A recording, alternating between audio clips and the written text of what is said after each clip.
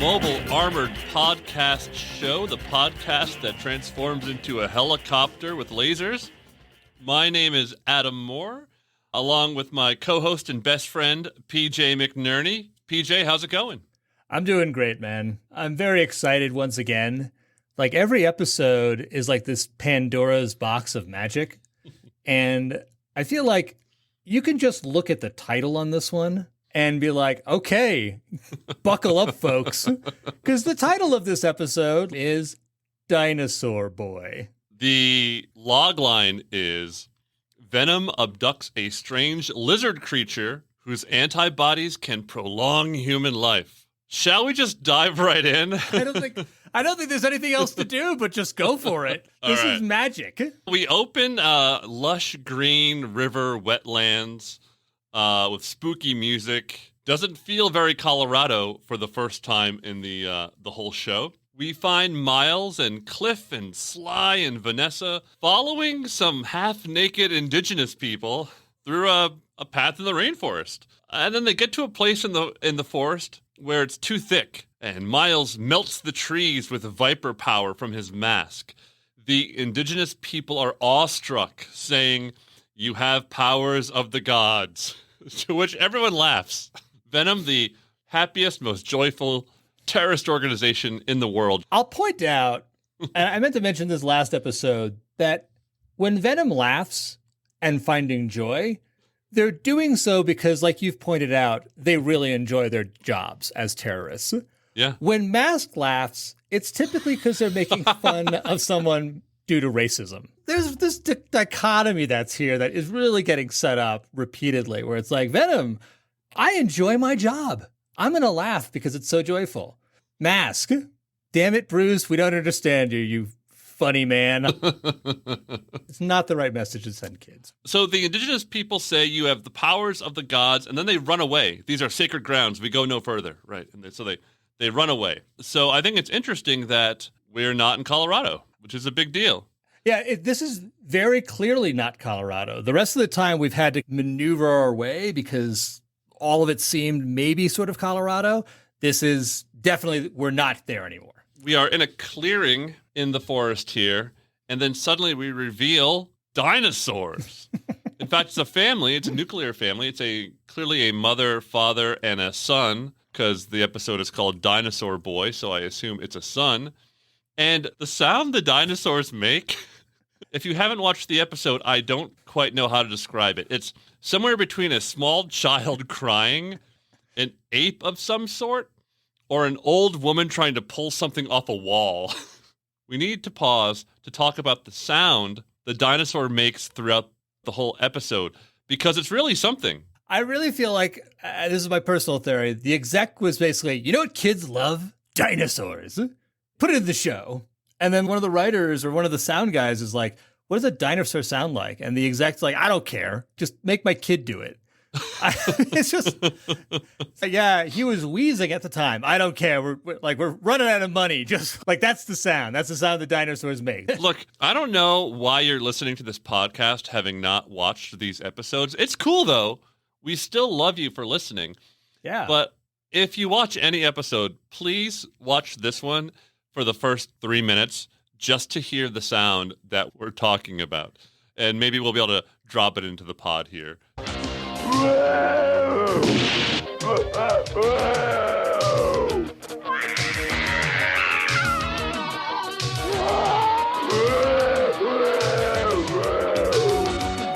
Anyways, we found these dinosaurs, and Miles tries to capture the dinosaur with a net, but the big guy rips it apart and then throws a tree at Venom. Sly tries to use stiletto on the big guy, but the arrows bounce right off him. That's some pretty tough skin on this dinosaur. I want to give credit to Miles to apparently being inhumanly strong, because he has a net that, okay, I'm going to try and best case scenario this. That's going to be rope, but large enough to capture a miniature dinosaur. So it's not a small net. And let's say he's 30 feet away, which is a frighteningly close distance to be from a dinosaur. And let's say the dinosaur is only 8 feet tall. Miles is fucking throwing this thing like a javelin, to get it over this guy. It's incredibly strong. Miles is apparently on steroids. Which is very, very 80s of him, and it's what keeps him spry into his old age. Because as we pointed out before, he's an old dude. Unless the steroids have made him prematurely old, in which case he's a 40-year-old man, and yet he looks like he's 80.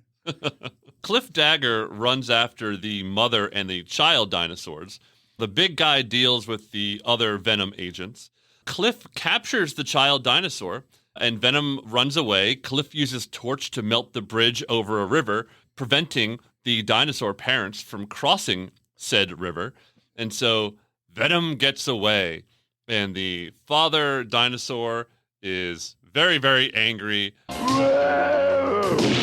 as you hear in his screechy, bizarre squeal of a dinosaur sound. The fact that this was their best attempt at the sound is very disappointing, to say the least. I would love the idea of someone in the writer's room, probably the intern, saying, hey, I've got a friend who's a paleontologist. You want to talk to? Go fuck yourself, okay, Carl? Get out of here. I'll show you what a dinosaur looks like or sounds like. The sound of that intern crying in the room is what they recorded to make the dinosaur soundtrack. That's what a Dinosaur Boy sounds like. That's what he sounds like. Dance, Dinosaur Boy, dance. Oh, Lord. We cut to Alex Sector, and he's in the same forest, coincidentally, taking pictures of a lizard. And he says, show me a smile. I want to take your picture for my records. Some indigenous people arrive and say, I'm glad I found you, friend Alex. Someone has stolen one of our gods. And he says they came from another planet, and they fired killer birds from their heads. Alex looks at a stiletto arrow, and he knows what's up. Once again, obviously, we're going to talk about the Buddy Hawks Award, but the writers really do keep deserving this over and over again for their portrayal of the indigenous people. Like, it's just every single time, without fail. Anyways, we cut to some sort of a jungle camp where Rhino is parked. He's talking to Matt over a video line, and Matt says, the PNA were right when they told us Venom was down there. Now, we do have to question, why was Alex taking pictures of lizards when he was sent there specifically to look for Venom agents? He's like, you know what? I'm on break right now. I've been doing some search and haven't found him yet. I'm going to take some pictures. And how does Rhino and the masked vehicles get to the Amazon? Later episodes, I recall this like giant ass cargo plane that actually transports the masked vehicles down. Sadly, a toy that they never made, because that would have been awesome. And it might have dwarfed that G.I. Joe carrier. Oh, yeah. Imagine putting all the masked vehicles in one big plane. I think the difference is that the G.I. Joe carrier was supposed to stay on the ground because it was, an aircraft carrier, whereas a kid would have to lift this, 50-pound plane over their head to play with it. And then going off his roof, being like, fly, plane! And, it's just shattering on the concrete with hundreds of dollars worth of mask toys. It'd be horrible. We've got him in sight. Hold on. Mask will be right back. Now watch what Mask does. Guess what we have now? The agent selection sequence. Matt asks for the best agents for the mission. I will point out before we even begin that Alex is not among them. Another awkward conversation has to be had, similar to the one that he had with Dusty. I guess you're here, so we'll just use you. You can stick around. We don't expect you to do much. So here we go. Up first, Bruce Sato. He is playing with a remote control plane. He gets the call, and he hands these two random kids the plane and runs the way. It could be a toy. It could be a military prototype. Either way, it's probably not safe in the hands of children. I want to point out that what we see him do is take the plane out of the air. We don't have a confirmation that is his. We're assuming it. So, I had this presumption maybe he was planning on stealing the plane from the kids Then he was like, probably not, and just handed it back to them. Next up, Gloria Baker, kung fu expert, team hottie. Race car driver. What can't she do? Win Matt's heart. Gloria Baker, she is shopping for steering wheels. She gets the call. She throws money at the cashier and she runs out. Now, the cashier has this really kind of shocked look on his face. Is it because she paid too much or too little? Maybe it's because she paid it all. This was weird, though, because she gets the call while she has the steering wheel in hand. So unlike what we've seen like with Hondo, where he like drops the sandwich on someone else's sandwich and leaves, she actually thinks she's got enough time to go make the purchase, even in a rush fashion, before running away. And the only explanation I had was like she actually needed the steering wheel to fix the vehicle she needed to get to Boulder Hill. What is she doing that she damages so many steering wheels? She's a race car driver and kung fu master, and she hates to lose a race. The final member of the team is good old Dusty Hayes. When we find him, he's putting plates one at a time on a very fast-moving conveyor belt. What is he doing?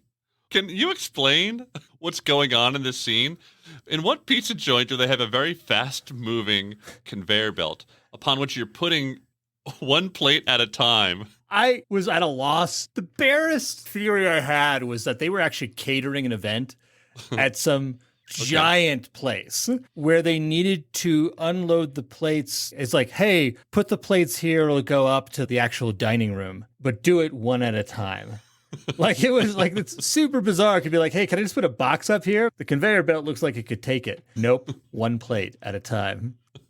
I don't know. Like this was it. And when he leaves, the other guy has a good beat there with the plate, sees that Dusty is gone, and still drops it. Just drops it. It's just an idiot. Look, that's the whole team. Small team this time. Matt jumps into his one-stop subway car, strangely already in uniform, and races off to Mask HQ. And look, there's no time for dilly-dallying here. They got to get to the Amazon. And so we go right into the sacred masking ceremony. And did you notice that all the masks were on the robot arm, even though there's hardly anyone going on the mission? I did notice that, and thank God for recycled animation, because that's really what it was. Hey, guess what? Some good news here from the Father of the Year department. Matt is actually letting Scott travel with the team. He gets to go on the mission, but not really. Matt said he could see a little bit of the jungle. And I wonder from where?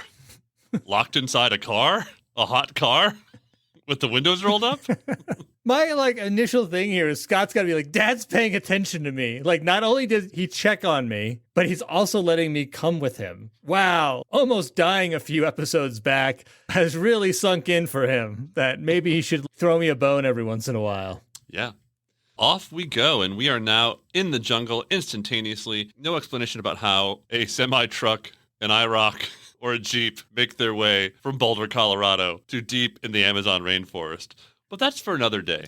And the masked team is talking about the so-called lizard gods, that one of them was kidnapped, and this kidnapping is threatening war between the tribes. Sounds awful. They think it's some sort of power play, that the tribes are blaming each other. And after Alex says this, we hold on Matt's face for an uncomfortably long amount of time, a good 5 seconds or more, before he says, "It probably is for Venom." It is such a bizarre shot. And I kind of wonder if this was like an animation thing, because they're holding on him and Matt is actually very subtly rocking back and forth. So I'm wondering if they were like coming out short this episode and they're like, we got to extend some of this stuff, because we've seen this a couple of times in this episode. Yeah. And they just like, hey, just rock Matt back and forth. You'd think if they're going to recycle something or they're going to extend something, just fire a few more missiles during an action sequence. But instead, a very awkward pause from the leader of Mask. You know what I think it was, though? So Alex says they think it's some power play. And Matt says it probably is for Venom. I think he was trying to come up with the perfect comeback. What are the politics of these tribes? That we effectively have this thing where if you kidnap one of the lizard gods, it's a power play for that. Like there's something bizarre that's never explained about what is going to cause warring between the tribes because of this. And how that affects the larger world outside this tiny corner of the Amazon. Which, can we be honest? Yes, there are still tribes deep in the Amazon, but they're not dressed like that. They've chosen to live in their ancestral homes. They're not running around in loincloths, headbands, and face paint. Let me tell you something, Adam. One of those writers came up and said, look, I was just reading this National Geographic. This is what they look like. This is what they're going to look like. And like, no matter what, they're like, okay, we're going to run with this. The writers and animators did not care. They sure didn't. Because meanwhile, we find T-Bob dancing around wearing a tribal mask with a staff in his hand. What is it with T-Bob and staffs and dancing? T-Bob says he's just trying to fit in. And after hearing this, Scott just silently turns around and walks back to his father. Scott just ignores T-Bob and walks away. Even Scott hates T-Bob now. Scott recognizes, even he recognizes how racist what T-Bob is doing is.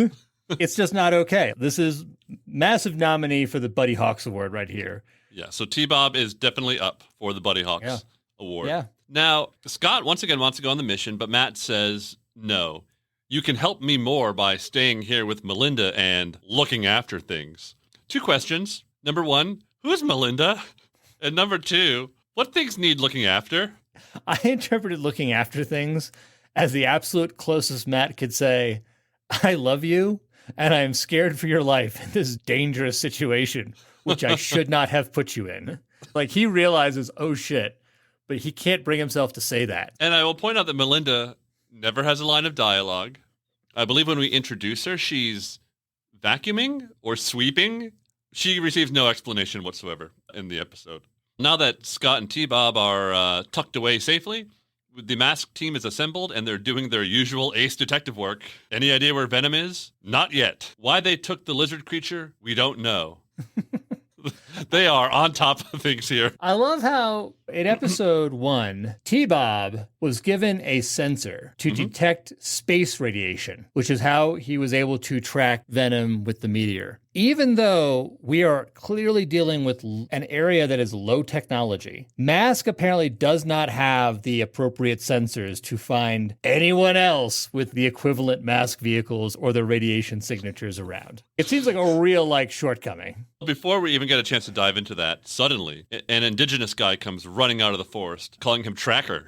He knows his first and last name. Does every indigenous person in the world know Matt Tracker? I kept wondering, he was like, Matt, did you get those folks from the ravine we've been sending you? Because we know how much you like folks in the ravine. Yeah, man, it's like everyone knows Matt Tracker except the guy who stole the masks. Miles Mayhem has such blinders on. Everyone else knows it. And the mask team is hanging out in full uniform and no masks. So if Venom had come around the corner and be like, Matt Tracker, what are you doing dressed as the leader of Mask? I just have to reinforce the point that indigenous tribes people wearing loincloths and carrying around spears know who Matt Tracker is. They have no logical way of knowing who this guy is. And yet they call him by his last name like they're old buddies. Now, we find out that the creature has ruined a village and is coming this way. So they have their first encounter with the big daddy dinosaur. And Dusty's line is, I'd rather be facing 100 Gila monsters. I don't know. Really? That seems like a lot of Gila monsters. Anyways, Matt's instructions to the team are to not hurt the dinosaur, just capture him in a maintenance elevator and use it as a cage. Now, this is right up Alex's alley, being a notorious animal rights abuser. So Gloria uses Aura to stop a giant rock that the dinosaur throws, but then she trips on a pebble, and Bruce uses Lifter to protect her from a tree the dinosaur throws. This dinosaur loves throwing trees, and did not see any of this in Jurassic Park. Yeah, we've seen 1 rock and 2 trees. Yeah. This dinosaur father has got skills. I do think Alex is bristling against this idea of not hurting the dinosaur, given how often he accidentally hurts animals. The other thing is, Gloria tripping on a pebble. Gloria, no one's fooled by it, okay? At all. You're an expert in Kung Fu. I don't know what your game is, lady. I do. I'm going to walk you through the whole scenario right here. Notice she falls, lovingly almost, into Bruce's arms. and then casts a little glance up at Matt. Oh, see, Matt? Someone else loves me. Bruce loves me. He's willing to save me with Lifter. You're not doing jack shit with Spectrum. And the dance between Matt and Gloria continues. Speaking of Matt, he bravely enters the elevator, hoping to lead the daddy dinosaur into it. But the dinosaur chews through electrical cables, without getting electrocuted, by the way, and sends the elevator crashing down. Oh no! What's going to happen? What's going to happen? We'll find out after these messages. Hold on, there's a battle we have to tend to. Be right back. We got him. Now back to the show. Well, we're back, and when we left you, Matt was crashing down to his death in an elevator. Before we reveal what happens to him, I do need to point out that Matt's plan to lure the daddy dinosaur into the elevator is somewhat flawed in that it's a small elevator, there's only one way out, and he backs into it. He's backing against the wall, trying to get the dinosaur to come into it. And it's like, okay, Matt, awesome. Is this like your big sacrifice moment? You don't want the dinosaur to be hurt, so you're willing to die? Because that dinosaur will kill you in there, unless you're planning on like just vaporizing the brain with spectrum laser. Nevertheless, Matt is about to die. But don't fret, he does not. Bruce uses Lifter to lift the elevator from falling and brings Matt back up to the surface. And Matt says, I wouldn't ride on that again if it was at an amusement park. Really? You wouldn't plummet to your doom, even if it was at an amusement park? And also, the dinosaur just loses all interest. After he cuts the power lines and sends Matt to his death, just turns around and walks away. There's 4 other mask agents there. Just like, whatever. Killed one. Back I go. I mean, he's like, all right, I've taught you all a lesson. And it's not like the mask agents are using their powers to stop the dinosaur, which both Aura or Backlash could do. But Lifter's needed in a very legitimate way to save Matt, because Alex can't be bothered to use Jackrabbit to go save Matt. This would have been a really good use of Jackrabbit, too. Now we cut to 10 seconds of just following the dinosaur through the forest as it screams and pushes over trees along the way. Kids love dinosaurs. Just show a scene of the dinosaur rampaging. The kids will love it. There's literally no point to it. It's just the dinosaur screaming and pushing over trees. But back at camp, Alex is on the computer and explains that the lizard man is actually an evolution of dinosaurs. It's what dinosaurs would have evolved into if they had not gone extinct. So this dinosaur man is a, quote, dinosauroid, as Alex names them. I would have presumed that a dinosauroid is what happens when you have an inflammation of a dinosaur's anus.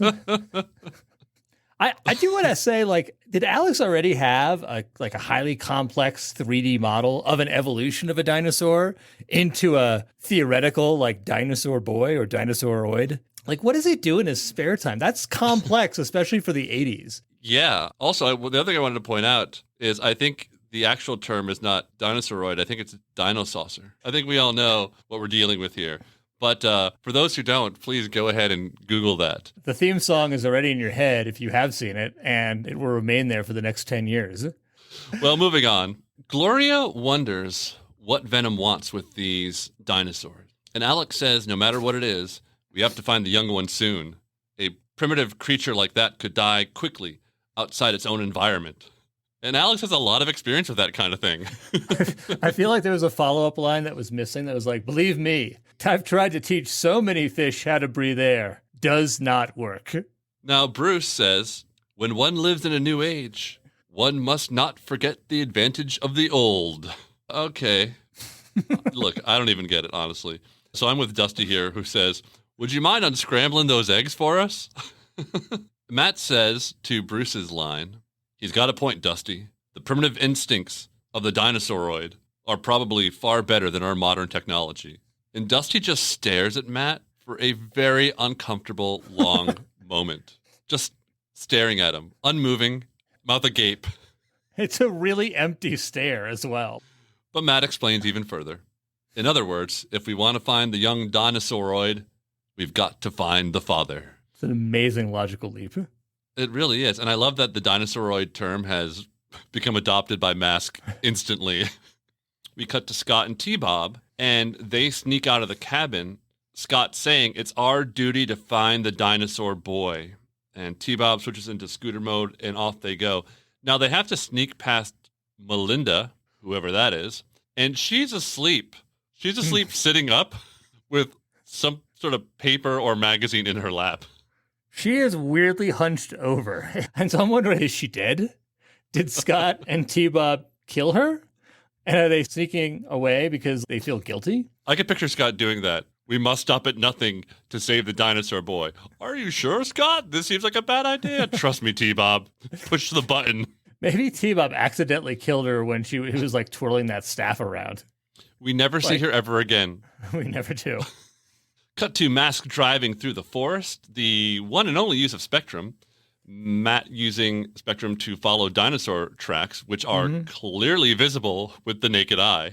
But they discover a Machu Picchu type place. They discover a helicopter. This orange helicopter is just sitting on the ground in front of this Machu Picchu pyramid. And Matt tells Bruce to go check the serial number on the helicopter. So a couple things here. One, Bruce jumps down hundreds of feet, like bouncing off several rocks along the way, like he's Spider-Man, to get there and then walk up to the helicopter and read the serial number. Couldn't Matt just use Spectrum to zoom in and read the serial number? Zooming is not one of Spectrum's strong suits, apparently. I need to send someone down there. This actually made me realize something. They're using Spectrum to follow the tracks of the adult dinosaur. Right. So they can follow the adult dinosaur to find the boy dinosaur. Could you use Spectrum to follow the boy dinosaur directly? I don't know. It's just like it feels like a little indirect. Or follow Venom. I don't know. Meanwhile, inside one of the pyramids, Venom is meeting with some weird German guy who has the world's largest pearls in a briefcase. And the guy says, all of them. So, wait a minute. He has, in one briefcase, every large pearl that exists on the face of the earth. Miles then trades some jar of red stuff for the pearls. And he says, "Just remember, you're getting something far more valuable than pearls." "And if I need more?" asks the German guy. To which Miles responds, "Just bring me the world's largest sapphires." And there's some laughter there as well. We don't know necessarily what the red stuff is, but we do pan over to reveal the Dinosaur Boy in a cage. So maybe we're meant to think that it's dinosaur blood? There's a lot of beakers in that room. I'm thinking that it was dinosaur blood. Cut to Scott and T-Bob, and they are riding in the jungle. T-Bob warns Scott that if Matt finds out they snuck away, he'll, quote, skin Scott and junk T-Bob.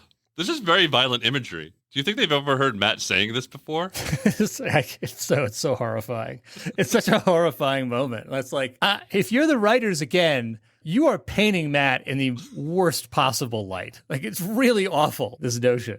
Because Matt would probably be like, and I'll get away with it too, because I'm a billionaire. There's no ravine deep enough that they'll be able to find your body. Well, back to Mask. They discover the helicopter belongs to Ludwig von Ryan, a billionaire who made his money dishonestly. Looking at you, Matt. Takes one to know one. I had so many deals with Ludwig over the years. All of them awful, but I made a lot of money. A lot of money. You like those masks? Thank Ludwig. And, they wonder, what could someone with all the money in the world want? Well, what's the one thing money can't buy? A longer life. And for me, this is my nomination for Matt's leap of logic of the episode. Because he then leaps to being injected with dinosaur blood can extend human life for hundreds of years. Cool.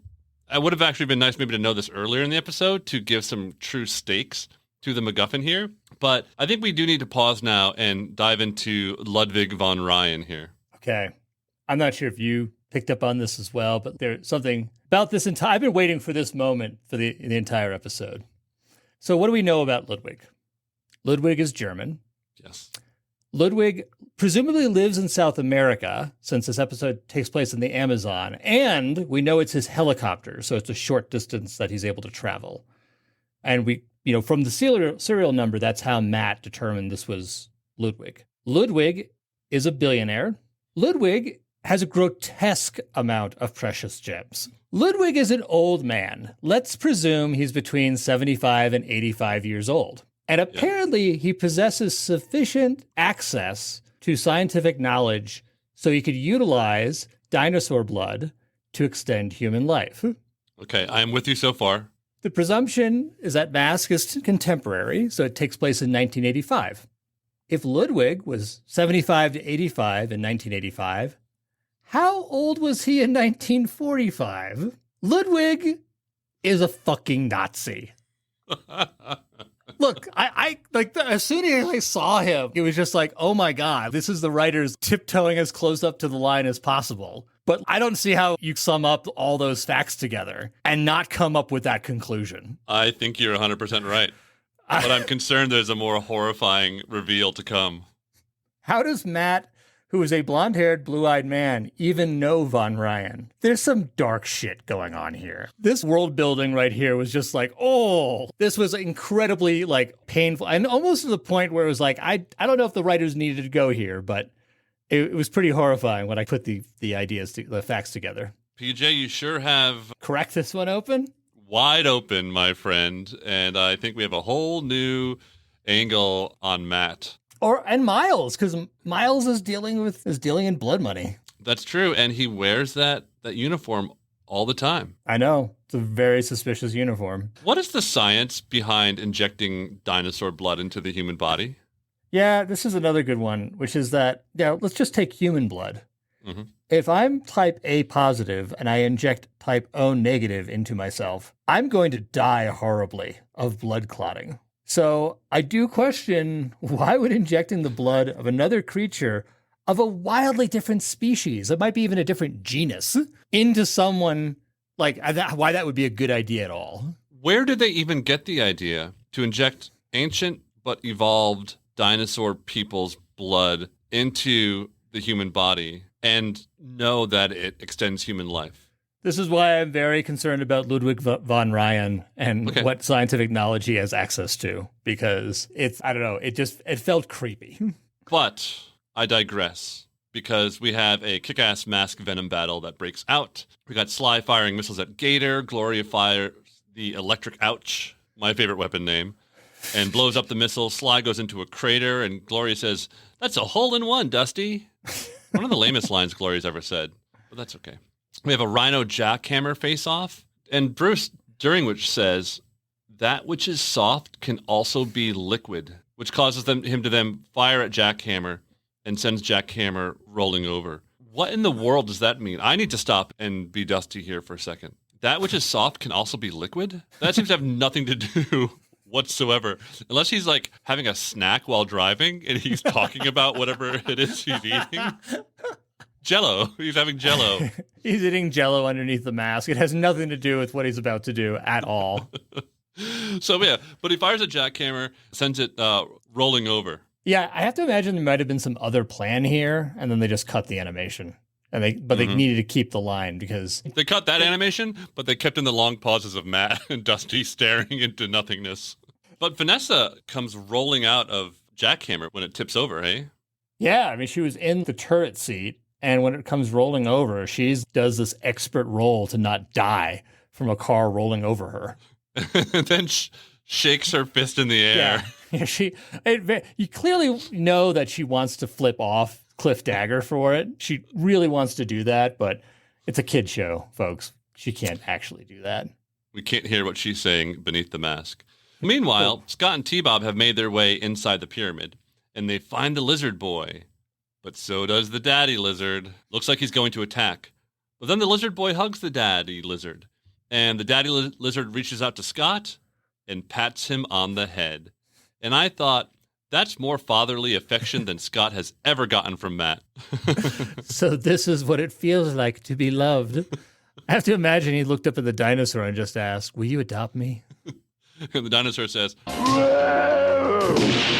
okay, so now we cut to one of the showcase battles of every episode, a Switchblade Thunderhawk face-off in the sky. We got laser blasts galore. Matt fires a smoke screen in the sky, which I imagine probably wouldn't do much because it just really quickly dissipate. But anyways, Matt dodges a missile. He attaches a magnetic rocket to Switchblade. He loves those magnetic pucks, which then sends Switchblade crashing into the jungle. But amazingly, after a crash into the jungle, Switchblade still has the ability to transform into a helicopter and fly away. That's a rugged machine. Because also, Scott messed Switchblade up in episode 1. Yeah. And it still managed to fly away. That may be the best mask Venom vehicle of them all. Yeah, incredibly powerful and resilient. And fast enough, apparently, to escape in helicopter mode while Matt is still a jet. I want to pause here and say I think it's the first time that I've heard Matt say jet mode when he transforms Thunderhawk. It's not a jet, Matt. It's a flying Camaro. Let's all be super honest about this. There's nothing jet-like about it. It's the least the toy makers could do to make it seem like it could fly. PJ, I've got bad news for you. Uh-oh, what's going to happen? Despite all of Matt and Mask's efforts, Venom escapes again. We'll get him next time. Don't worry. We'll get him next time. Mask pulls up to the entrance of the pyramid, and then Matt sees Scott at the entrance and the big dinosaur behind him. And he actually yells, "Scott, run!" Which shows some care for his... That's concern. Wow, okay. That or Matt wants to see the dinosaur chase the most dangerous game there is. Run, Scott. Let's see how long you last against the dinosaur. I've got $20 on Scott. But Bruce doesn't think you'll make it 100 feet. But Scott says, "It's okay, Dad. He has his son." And Scott says that the lizard boy looks sick. And they watch the family reunite. And Alex says, "Looks like he's going to be okay." To which Gloria says, "The power of love is amazing." And well, PJ, Gloria is right. It don't take money. It don't take fame. Don't need no credit card to ride this train. The power of love. But are they just saying that because they don't want to break Scott's heart? Because the dinosaur boy may very clearly die. But wow, I mean, Matt is actually showing some concern for Scott here. Yeah, I was wondering about that. Was he actually jealous because he actually sees the obvious fondness between Scott and the dinosaur father? And so he's trying to bring Scott back into the fold. But speaking of Matt, he responds to Gloria's power of love statement and says, "Yes, and it's present in all creatures, and it's a good thing, because sometimes it's easier on boys who disobey their fathers." And Scott smiles right through the fourth wall at us, the audience. Does he think this is like a more you know moment? Or is it a silent cry for help? I think he's grateful that Matt isn't going to skin him. So, I mean... Yeah, but again, Venom got away, and they will certainly never try this ever again. Yeah, there's nothing to stop them from doing this entire scheme again. In the Star Chariot went away. Mm-hmm. In the Book of Power, Venom probably would have been stopped by that group of people. Mm-hmm. But this is like a giant reset button. We just returned back to the beginning where, Venom can just go back, or Ludwig can hire someone else, because Ludwig got away as well. With a jar? Oh, wait, no, he dropped the suitcase with the jar. Yeah, he dropped. I thought for a second he got away with it too, and then I did a second take, and it was like, nope, he dropped the jar, which goes to who? Because Venom didn't get it. Did Matt? Well, it is an unusual situation. I better take this biological material back with me and put it in safekeeping. Well, we get to our more you know moment. Matt, Scott, and T-Bob are walking to a carnival, which is like in downtown. It's like downtown, and then a bunch of carnies set up across the street. They see two boys almost get run over when they try to jaywalk, and Scott and Matt agree that crosswalks are good. The end. They absolutely phoned it in on this one. I really enjoyed how Matt, Scott, and T-Bob were all bystanders who didn't even bother to warn the kids. They were just watching and judging. Yeah. I will say, if you notice the animation, though, the car that nearly hit those kids is clearly going backwards. It's like backing up. It saw two kids crossing the street. You're not jaywalking in my city. I'll teach you a lesson. So why don't we talk about some of our awards here? The Buddy Hawks Award. T-Bob or Dusty? Personally, I'm going with T-Bob on this one. Yeah, T-Bob. T-Bob is definitely the winner. Dusty kind of feels more of an idiot at this point in time, but sometimes a little bit more justified given the logical leaps. But T-Bob, you did not need to put the mask and swing the stick, man. That was just that was over the top. No, T-Bob might actually be winning in the Buddy Hawks award race right now. We'll see how that goes. I have a Father of the Year moment, which would be leaving Scott with Melinda, whoever she is. Yeah, I feel like it's like between that and whatever unspoken conversation that we don't see where T-Bob believes that Matt will skin Scott or junk T-Bob. It's like we don't see that Father of the Year moment, but it's just kind of like hidden behind the scenes. I tend to agree that leaving Scott with Melinda is probably the visible Father of the Year moment for Matt this episode. Yeah, it's clear we have no idea who Melinda is. I don't think Matt does either. Unless he does. Unless she was just some jungle babe that he met. Anyways, coming up next week, Mask Episode 7, The Ultimate Weapon. Venom obtains a device that jams the control systems of Mask's vehicles, rendering their opposition immobile. Oh no. It is an episode, and I've been trying to like just bone up on stuff and watch a few ahead. So I want to make a bet with you, because I don't think you've seen this episode yet. Not since I was 8 years old. Okay, here's the bet. There are going to be 5 words in this episode that you're going to encounter. When you encounter them, my bet is this, and it's a parlay, okay? So I'm going for gold here. You're going to laugh. You're going to say, wait, did he just say that? You're going to roll it back and see if he just said that. And then you're going to say, oh my God, I can't believe he just said that. 5 words. Okay, what are the stakes of the bet here? I mean, I was thinking about this. So folks know Adam does this amazing job of doing a breakdown of every episode and really shaping it. And it's beautiful for me because it enables me to just put in color commentary. But I feel like I'm drafting off of you basically all the time. If you win the bet, you get to pick an episode where I will write the write-up. And I will pick the absolute craziest episode that we can find based on just the log line and have you do the write-up for that one. Okay, that's fair. And if I lose... I just want to see if I only care, honestly, if I'm right about your reaction. That's honestly all I really care about at this point in time. There's no real stakes for me on this one. Okay, well, look, here's what I'm going to say. If I lose, I'm going to try to track down a T-Bob toy for you. I think I've got one at my mom's place. There you go. Solved. I will go and get it for you. Awesome. Folks, that's been another episode of the Mobile Armored Podcast Show. It's time for us to transform and head back to base. Hope to see you next week. I am Adam Moore. And I am PJ McNerney. Bye-bye. Bye. The Mobile Armored Podcast Show is written, produced, and edited by Adam Moore and PJ McNerney.